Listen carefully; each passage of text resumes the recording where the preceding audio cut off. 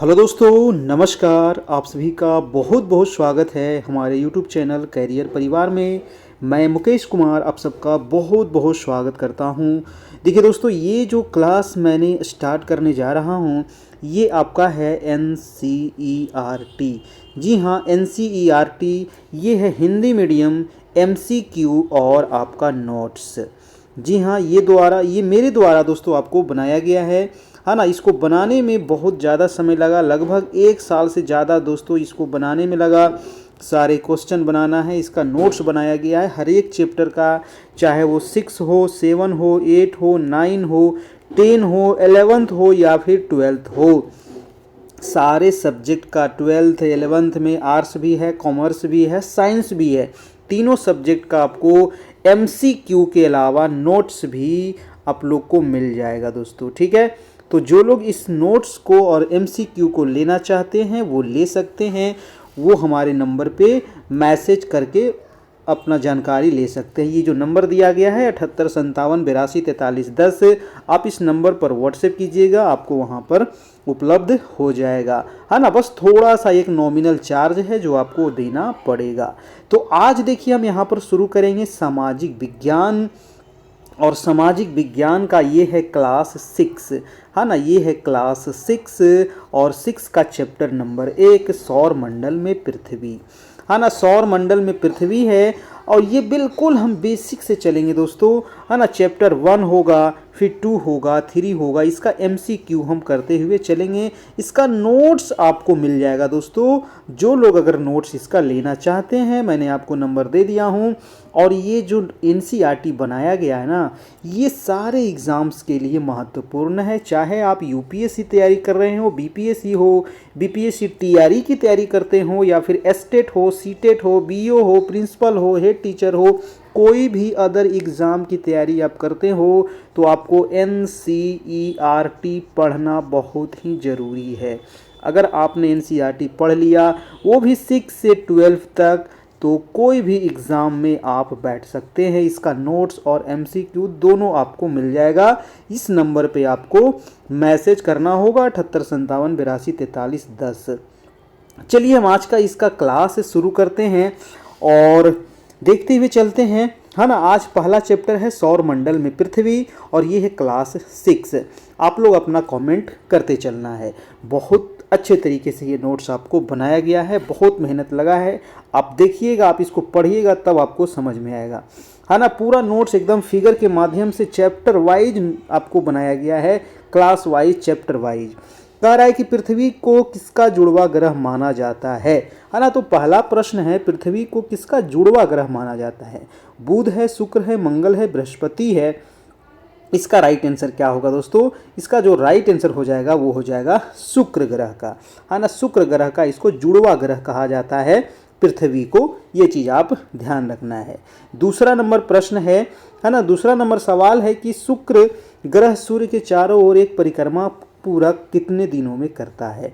जी हाँ, ये शुक्र ग्रह के बारे में है कि शुक्र जो ग्रह है ये सूर्य के चारों ओर एक परिक्रमा करने में कितना समय लगाता है। 365 दिन, 255 दिन, 687 दिन, या फिर इनमें से कोई नहीं। आपका राइट आंसर हो जाएगा आपका 255 दिन, ठीक है। आंसर नंबर हो जाएगा आपका बी। देखिए, इस PDF को लेने के लिए ना आपको एक सब्जेक्ट अगर जैसे आप लेते हैं, जैसे कि क्लास 6 का, है ना, क्लास 6 का अगर आप लिया ज्योग्राफी, है ना। जो लोग अगर क्लास 6 का मान लीजिए ज्योग्राफी अगर लेना चाहते हैं, और इसका MCQ, है ना, MCQ प्लस नोट्स मिलेगा आपको, दोनों चीज़, है ना। नोट्स दोनों चीज़ आपको इसमें उपलब्ध हो जाएगा। इसमें आपको मात्र क्लास 6 का अगर ज्योग्राफी लेना चाहते हैं MCQ नोट्स, तो मात्र आपको 100 रुपीज़, ओनली 100 रुपीज़ आपको पे करना होगा। क्योंकि इसको बनाने में तो दोस्तों हज़ारों रुपया खर्च आया हमको, क्योंकि पूरा टाइपिंग करना, पूरा क्वेश्चन लिखना, पूरा उसको बनाना, है ना, इसको बहुत ज़्यादा आया है। लेकिन ये आप सभी के लिए मात्र 100 रुपीज़ एक सब्जेक्ट, एक क्लास का आपको लगेगा, है ना। और उसी अनुसार से अगर जो लोग लेना चाहते हैं, जैसे बीपीएससी टीआरई 4 के लिए, क्लास 9 10 के लिए बहुत इंपॉर्टेंट ये नोट्स है, एमसीक्यू है। बस आप किताब पढ़ने की ज़रूरत ही नहीं है, नोट्स ये पढ़िए, एमसीक्यू लगाइए, काम हो जाएगा, है ना। उसके अलावा जो प्रीवियस ईयर एग्जाम हुआ है वो आप तैयारी करिए, ठीक है, क्योंकि ये बीपीएससी टीआरई 4 के लिए तो बहुत इंपॉर्टेंट है। उसके अलावा जो एस्टेट आपकी जो आई है आपकी, है ना, सीटेट जो है ना, बहुत इंपॉर्टेंट है। ये आप पढ़िएगा, आपका काम हो जाएगा। अलग से कुछ भी ज़्यादा पढ़ने की ज़रूरत नहीं है, बस एक प्रैक्टिस सेट ले लीजिएगा, है ना, और एक आपका क्वेश्चन बैंक करना पड़ेगा, ठीक है। बस चलिए, तो दूसरा नंबर हो गया आपका, आंसर हो गया 255 दिन। अगला सवाल देखिएगा, थर्ड नंबर क्या कह रहा है। तीसरा है कि शनि ग्रह के चंद्रमाओं की संख्या कितनी है, यानी कि जो हमारा शनि ग्रह है इसके कितने उपग्रह हैं, है ना, ये आपको बताना है। कितने उपग्रह है शनि ग्रह के, तो 30 से अधिक है, 25 है, 16 से अधिक है या 27 है। तो शनि ग्रह के वर्तमान में तो बहुत ज़्यादा, यहाँ पर ऑप्शन के अनुसार आपका आंसर क्या हो जाएगा, 30 से अधिक, क्योंकि शनि ग्रह का अभी लगभग 80 से भी ज़्यादा आपका उपग्रह हो चुका है, ठीक है। चलिए, अगला प्रश्न है आपका कि सूर्य से पृथ्वी, सूर्य क्वेश्चन है कि सूर्य की पृथ्वी से लगभग दूरी कितनी है ना, यानी कि सूर्य की पृथ्वी से दूरी कितनी है ये बताना है। मान लीजिए ये सूर्य है और ये है आपका पृथ्वी, है ना, ये है आपका सन और ये है आपका अर्थ, ठीक है। तो इसके बीच में दूरी कितनी है ये आपको बताना है ना, ये डिस्टेंस कितना है। तो इसका आंसर हो जाएगा 17 करोड़ किलोमीटर, इसका आंसर हो जाएगा ऑप्शन नंबर सी, है ना। चलिए, अगला प्रश्न है कि सूर्य एक क्या है। सूर्य क्या है दोस्तों, है ना, तारा है, ग्रह है, उपग्रह है, धूमकेतु है ना, उल्का पिंड है, क्या है, क्षुद्र ग्रह है।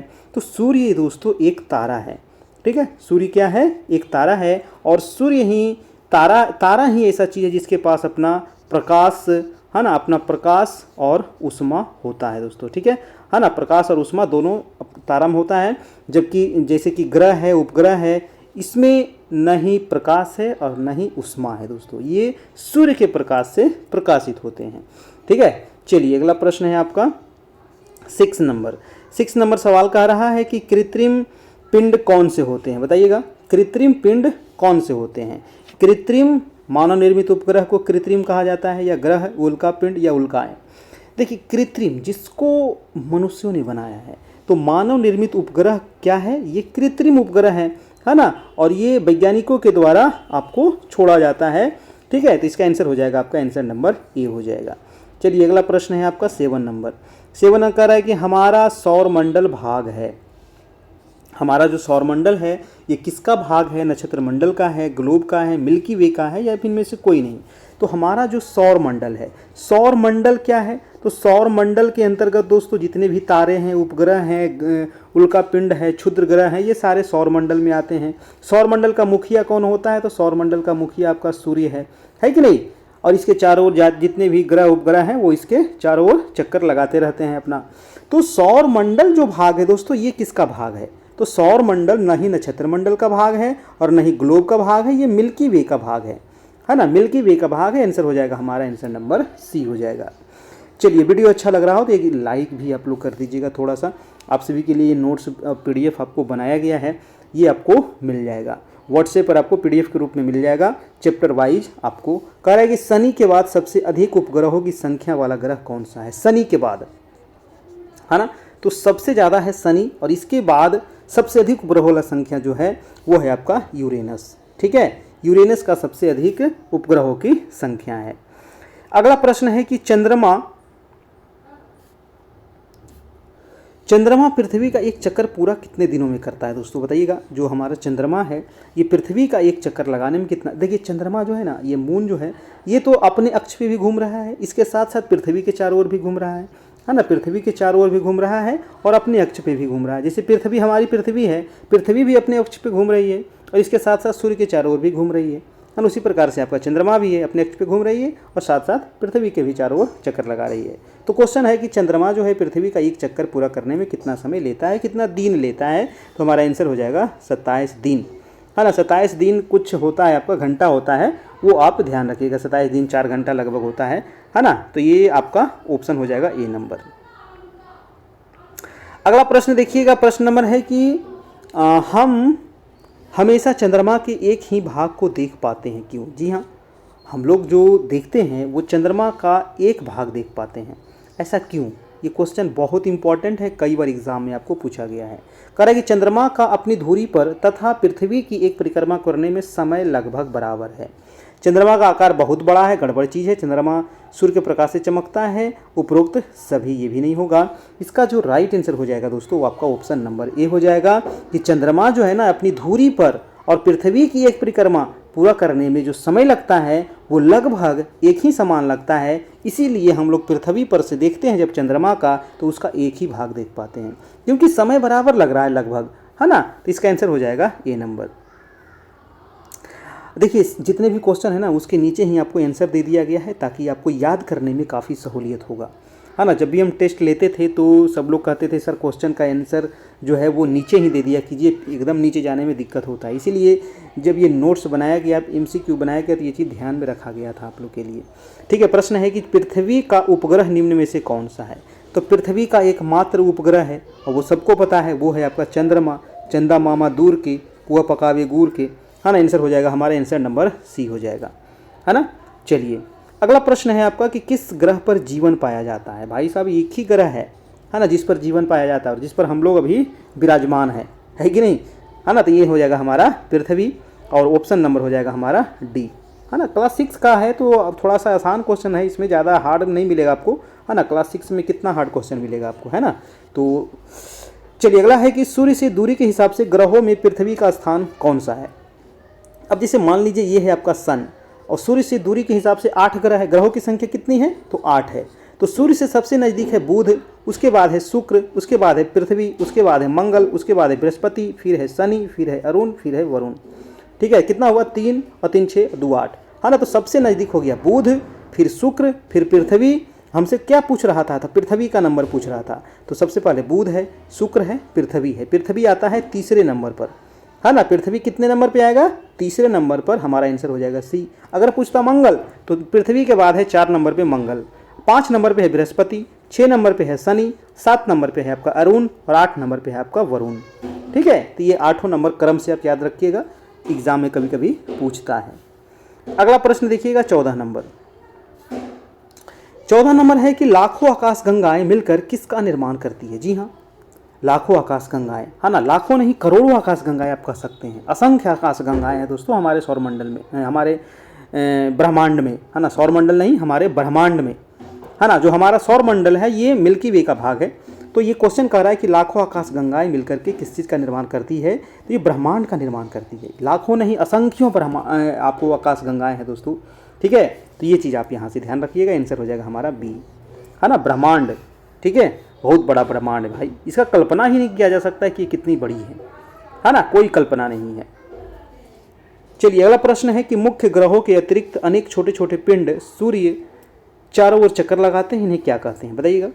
मुख्य ग्रहों के अतिरिक्त अनेक जो छोटे छोटे पिंड है वो सूर्य के चारों ओर चक्कर लगाते हैं। देखिए सूर्य के चारों ओर एक पृथ्वी ही नहीं है जो चक्कर लगा रही है और अन्य ग्रह ही नहीं है जो चक्कर लगा रही है, इसके अलावा भी उपग्रह है, क्षुद्र ग्रह है ना, छोटे छोटे पिंड हैं, वो भी सूर्य के चारों ओर चक्कर लगाते हैं।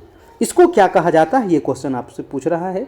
तो ऑप्शन दिया गया है उल्का पिंड, क्षुद्र ग्रह, निहारिका और 2 ऑप्शन आपका नीचे है मंदाकिनी। क्या होगा, तो इसको कहा जाता है दोस्तों क्षुद्र ग्रह। क्या कहते हैं इसको, क्षुद्र ग्रह। क्षुद्र माने छोटा ग्रह, है ना, छोटा ग्रह। ठीक है, आंसर हो जाएगा हमारा बी नंबर। चलिए अगला प्रश्न कह रहा है कि 16 नंबर, इसका जवाब दीजिएगा। 16 का आंसर क्या होगा, कह रहा है कि पृथ्वी की सतह पानी से कितनी ढकी हुई है। हमारी जो पृथ्वी है ना, इसकी जो सतह है पानी से कितना ढका है। आधा नहीं, आधा नहीं ढका है। मैंने कई बार आप लोगों को पढ़ाया हूँ। 2/3 या 3/4, 3/4 भी नहीं है ना, 2/3 भाग है ना। 2/3 क्या है, तो ये पृथ्वी का जो सतह है वो पानी से ढका हुआ है। हमारा आंसर हो जाएगा सी नंबर। 71% भाग पर क्या है दोस्तों, जल है ना। मात्र 29% पर क्या है, स्थल है ना। जल का मात्रा बहुत ज़्यादा है, लेकिन ये जो जल है ना 71% है ना, तो जितना जल है उसका दोस्तों मान लीजिए 97%, 96% भाग क्या है, खारा है, जिसको कोई यूज नहीं है, यूजलेस है ना। उसका कोई यूज हम लोग नहीं कर सकते हैं पानी के रूप में, पीने के रूप में, है ना। अगला प्रश्न देखिएगा 17 नंबर, कह रहा है कि सूर्य के तीसरा सबसे नज़दीक का ग्रह, मैंने अभी बताया था सूर्य, है ना। ये है सन और सन के सबसे नज़दीक है बुध, उसके बाद शुक्र, उसके बाद पृथ्वी।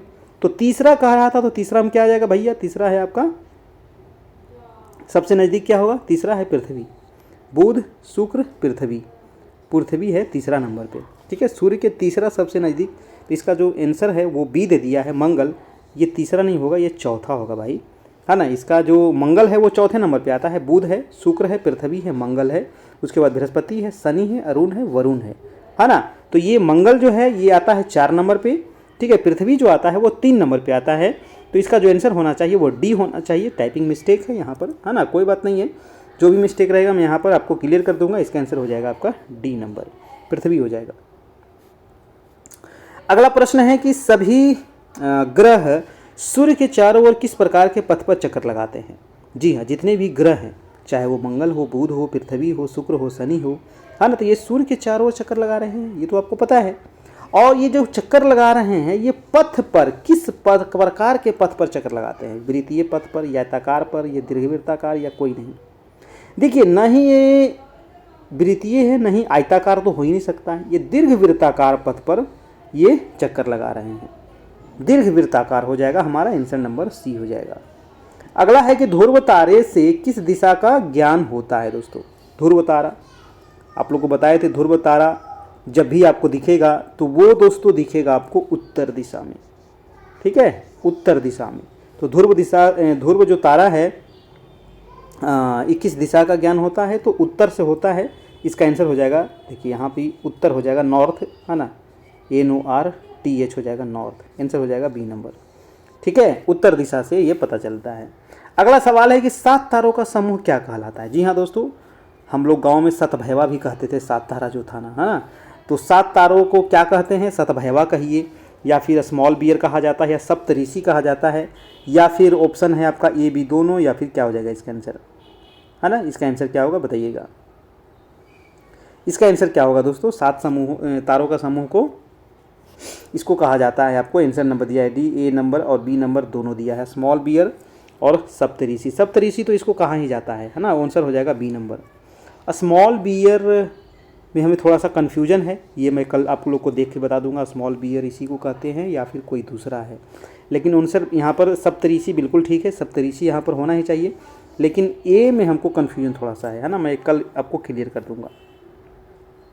अगला प्रश्न है कि सौर मंडल में क्या शामिल है? बताइएगा, सौर मंडल में क्या है? सूर्य तो है ना, आपको अभी बताए थे, सूर्य है, उपग्रह है, ग्रह है ना, उल्का पिंड है, क्षुद्र ग्रह है, ये सारे मिलकर के सौर मंडल का निर्माण होता है। आंसर हो जाएगा हमारा डी नंबर, है ना। सूर्य भी है, आपको उपग्रह भी है, उल्का पिंड भी है, सारी चीज़ है।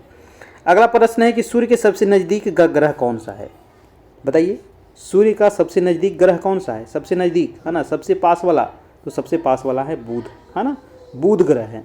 बुध ही ग्रह जो है ना, ये सूर्य के चारों चक्कर लगाने में मात्र 88 दिन समय लेता है, क्योंकि नज़दीक है, इसको तुरंत चक्कर लगा लेगा, है कि नहीं है? वही बात है, जैसे जैसे दूर होते जाएगा, बुध है इससे ज़्यादा होगा शुक्र का, शुक्र से ज़्यादा पृथ्वी का, पृथ्वी ज़्यादा मंगल का, मंगल से ज़्यादा बृहस्पति का, है कि नहीं? लेकिन सबका स्पीड अलग अलग है, ये भी बात देखना है थोड़ा सा, ठीक है। अगला प्रश्न है कि सौर मंडल के केंद्र में क्या स्थित है? देखिए, जो हमारा सौर मंडल है, सौर मंडल का मुखिया कौन है? अब मुखिया है सूर्य, है ना। घर का मुखिया कौन होते हैं? घर का मुखिया हमारे पिताजी होते हैं, है ना, दादाजी होते हैं। तो दादाजी या पिताजी क्या है? ये बीच में होते हैं, ठीक है। तो सौर मंडल का केंद्र में क्या होगा? तो केंद्र में सूर्य है, यानी कि क्या है? आंसर हो जाएगा डी नंबर, है ना। ये केंद्र में है, सभी को पकड़े हुए है, इसके चारों जितने भी ग्रह हैं, उपग्रह हैं, क्षुद्र ग्रह हैं, चारों इसके चक्कर लगा रहे हैं आपके, ठीक है। ये चीज़ आप ध्यान रखिएगा। अगला प्रश्न है कि पृथ्वी से चंद्रमा की लगभग दूरी कितनी होती है? जो हमारी पृथ्वी है और चंद्रमा है, इसकी बीच की दूरी कितनी है, ये आपको बताना है। तो बीच की दूरी है 3,84,000 किलोमीटर, है ना, 3,84,000 किलोमीटर, ये है आपका ऑप्शन नंबर सी हो जाएगा, ठीक है, ऑप्शन नंबर सी। अगला प्रश्न है कि लाखों तारों का समूह क्या कहलाता है?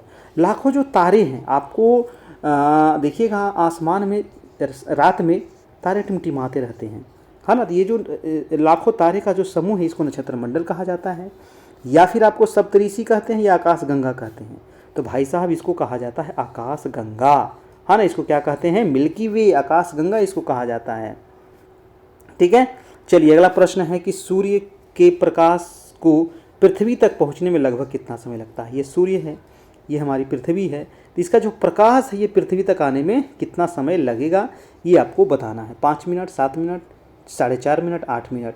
तो इसको आने में 8 मिनट लगता है, ठीक है, 8 मिनट कुछ सेकंड लगता है, बस 8 मिनट आप भी याद रखिएगा, काम हो जाएगा, ऑप्शन नंबर डी हो जाएगा, ठीक है। चलिए अगला प्रश्न है कि किस ग्रह को पृथ्वी के जुड़वा ग्रह के नाम से जानते हैं दोस्तों, बहुत इंपॉर्टेंट है। किस ग्रह को पृथ्वी का जुड़वा ग्रह कहते हैं, है ना, जैसे जुड़वा भाई होता है, जुड़वा बहन होती है, तो पृथ्वी का जुड़वा कहते हैं दोस्तों आपको शुक्र को, है ना, शुक्र को कहा जाता है, ऑप्शन नंबर सी हो जाएगा, है ना। सांझ का तारा, भोर का तारा सब कहा जाता है शुक्र को। पृथ्वी का भगनी भी शुक्र को कहा जाता है, ठीक है।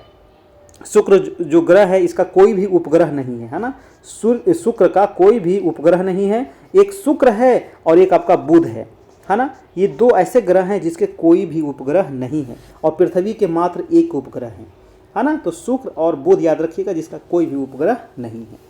अगला प्रश्न है कि क्षुद्र ग्रह किन कक्षाओं के बीच पाए जाते हैं, बताइएगा। जो क्षुद्र ग्रह है दोस्तों, है ना, क्षुद्र ग्रह जो है ये किन कक्षा के बीच, बहुत इंपॉर्टेंट है। चलिए मैं इसको थोड़ा सा समझाता हूँ। जैसे कि मान लीजिए ये सन है ना, सन के बाद आपका बुध है, फिर शुक्र है, फिर पृथ्वी है, फिर मंगल है, फिर बृहस्पति है, फिर शनि है, फिर अरुण है, फिर वरुण है। बुध, शुक्र, पृथ्वी, मंगल। बुध, शुक्र और पृथ्वी, मंगल के बीच में आप देखिएगा कि ये आपको छोटा छोटा छोटा छोटा पट्टी आपको नज़र आएगा, इसी को कहा जाता है दोस्तों आपको क्षुद्र ग्रह, यानी कि छोटे छोटे ग्रह जो मंगल ग्रह है, बृहस्पति ग्रह है, इसी से टूट करके अलग हो गया है और हमारे सौरमंडल में चक्कर लगा रहा है, वो भी सूर्य का चक्कर लगा रहा है, ठीक है। तो इसको कहा जाता है मंगल और बृहस्पति के बीच में ये देखने को आपको मिलेगा, ऑप्शन नंबर हो जाएगा बी नंबर, ठीक है। चलिए अगला है कि चंद्रमा किस दिन पूरा दिखाई देता है, बताइएगा। चंद्रमा किस दिन पूरा दिखाई देता है? कल था पूर्णिमा, कल क्या था भाई साहब? पूर्णिमा था। और पूर्णिमा को कल क्या लगा था? चंद्र ग्रहण, है ना। कल क्या लगा था? चंद्र ग्रहण लगा था कल, है कि नहीं? देखे थे ना, फुल मून, एकदम पूरा चंद्रमा गायब हो गया था। तो चंद्रमा किस दिन पूरा दिखाई देगा? तो पूर्णिमा के दिन पूरा दिखाई देगा। लेकिन कल दिखाई नहीं दिया, क्यों? क्योंकि कल लग गया चंद्र ग्रहण। तो कोई बताइएगा कि चंद्र ग्रहण लगता कैसे है? चंद्र ग्रहण कैसे लगेगा? मान लीजिए ये है सन, है ना, सन एकमात्र जिसके पास अपना प्रकाश ऊष्मा है, ये है पृथ्वी और ये है चंद्रमा, है ना, ये है हमारा अर्थ, है ना, ये है अर्थ और ये है भाई साहब मून। देखिए कुछ कुछ छोटे छोटे चीज़ होते हैं ना जो बच्चे नहीं जानते हैं, आप भी नहीं जानते हैं, है ना। और ये छोटा चीज़ है, ज़्यादा बड़ा चीज़ नहीं है। चंद्र ग्रहण कैसे लगता है मैं ये समझा रहा हूँ। मान लीजिए पृथ्वी है, सूर्य का जो प्रकाश है दोस्तों ये पृथ्वी पर पड़ने लगा, है ना। इसके जो सामने वाला भाग होगा चंद्रमा का, ये क्या हो गया? अंधेरा हो गया। ये क्या हो गया? पूरा ब्लाइंड हो गया, अंधेरा हो गया, है ना। तो ये क्या हो जाएगा? चंद्र ग्रहण हो जाएगा। ये क्या हो जाएगा? चंद्र ग्रहण हो जाएगा। यानी कि जो सूर्य का प्रकाश है ये पृथ्वी बीच में आ गया, तो भाई साहब चंद्रमा पे प्रकाश जाएगा ही नहीं, है कि नहीं। यहाँ से हम टॉर्च जलाएंगे और बीच में कुछ खड़ा कर देंगे तो क्या आगे प्रकाश बढ़ेगा? नहीं। तो इसी वजह से ये जो चंद्रमा है ये क्या हो गया? अंधेरा हो गया और इसको कहते हैं चंद्र ग्रहण। और ये कब होगा? तो ये जब भी होगा तो पूर्णिमा के दिन ही होगा। और इसका उल्टा हो जाता है सूर्य ग्रहण। सूर्य ग्रहण में क्या होगा भाई साहब कि ये जो मून है ना ये आ जाएगा यहाँ और ये जो अर्थ है ये आ जाएगा यहाँ, बस बीच में आ गया मून और इधर आ गया आपका चंद्रमा। तो प्रकाश किस पर पड़ेगा? सूर्य का, चंद्रमा पर। और यहाँ पर आ गया हमारी पृथ्वी, तो पृथ्वी हो गई अंधेरा। तो पृथ्वी अंधेरा तो सूर्य ग्रहण। और सूर्य ग्रहण कब होगा? तो सूर्य ग्रहण जब भी होगा तो वो होगा अमावस्या को, है ना। कब होगा? अमावस्या को ही होगा। ये चीज़ आप ध्यान रखना है, ठीक है। चलिए अगला प्रश्न है 30 नंबर कि चंद्रमा किस दिन गायब हो जाता है? बताइए किस दिन गायब होता है? बहुत अच्छा प्रश्न है। किस दिन गायब होता है चंद्रमा? पूर्णिमा के दिन तो पूरा रहता है, ये तो होगा नहीं आंसर। अमावस्या के दिन या त्रयोदशी के दिन? कोई नहीं। तो अमावस्या जिस दिन होता है दोस्तों, अमावस्या के दिन आपको चंद्रमा दिखाई नहीं देगा, गायब हो जाता है, ठीक है। अमावस्या पूर्णिमा के बाद होता है 1, 2, 3 यानी कि 15वें दिन, है ना। 15वें दिन आपको ये पूरा अमावस्या होता है, उस दिन आपको दिखाई नहीं देगा। अगला प्रश्न है कि सूर्य क्या है? तो अभी आपको बताए थे सूर्य भाई साहब क्या है? तो सूर्य है हमारे तारे, है ना। सूर्य क्या है? एक तारा है। और तारा क्या होता है? तारा के पास अपना प्रकाश और ऊष्मा होता है, ठीक है। ये चीज़ आप ध्यान रखिएगा। चलिए कह रहा है कि अगला हम प्रश्न है कि हमारे सौरमंडल में कितने ग्रह हैं?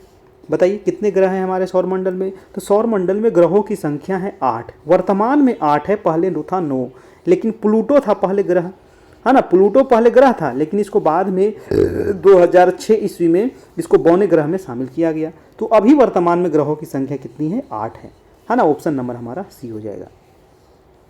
अगला है प्रकाश की चाल कितनी होती है? प्रकाश, है ना, लाइट, प्रकाश की चाल कितनी होती है ना। तो क्या होगा इसका आंसर? देखिएगा, ऑप्शन है इकाई, दहाई, सैकड़ा, हजार, 10,000, लाख। 3 लाख किलोमीटर प्रति सेकेंड, 3 किलोमीटर प्रति सेकेंड, 300 किलोमीटर प्रति सेकेंड या 30,000 किलोमीटर प्रति सेकेंड। प्रकाश की चालना बहुत तेज होती है दोस्तों। ना ही बी होगा, ना ही सी होगा और ना ही डी होगा। आंसर हो जाएगा हमारा ए नंबर, 3 लाख किलोमीटर प्रति सेकेंड। बाप रे बाप, 1 सेकेंड में कितना दूरी? 3 लाख। समझ रहे हैं ना, इतने गति से ट्रेन चलावेल खोजता है, मज़ा आ जाता है कि नहीं। आंसर हो जाएगा हमारा ए नंबर। चलिए अगला प्रश्न हो जाएगा हमारा कि सूर्य का प्रकाश पृथ्वी तक पहुंचने में कितना लगता है। ये तो क्वेश्चन अभी आपको बता दिए कि जो हमारा सूर्य है इसका प्रकाश पृथ्वी तक आने में कितना लगेगा? 8 मिनट, है ना। ये तो क्वेश्चन रिपीट हो गया, चलिए कोई बात नहीं, याद हो गया आपका। अगला प्रश्न है कि पृथ्वी का एकमात्र प्राकृतिक उपग्रह कौन सा है? ठीक है, पृथ्वी का एकमात्र प्राकृतिक उपग्रह कौन सा है?